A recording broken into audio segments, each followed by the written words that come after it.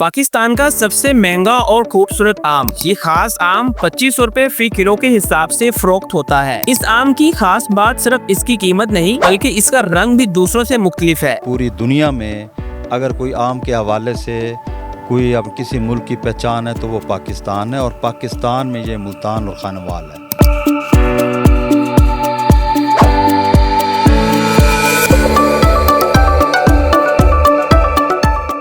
ये आम खूबसूरत जामुनी रंग का होता है।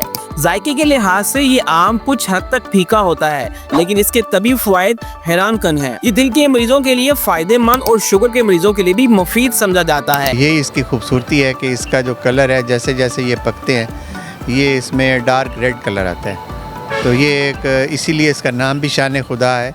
ये अल्लाह ताला ने इसके अंदर खासियत रखी है कि जब दूसरे आम जो है वो जब पकते हैं पीले होते हैं तो ये डार्क रेड कलर में आ जाता है।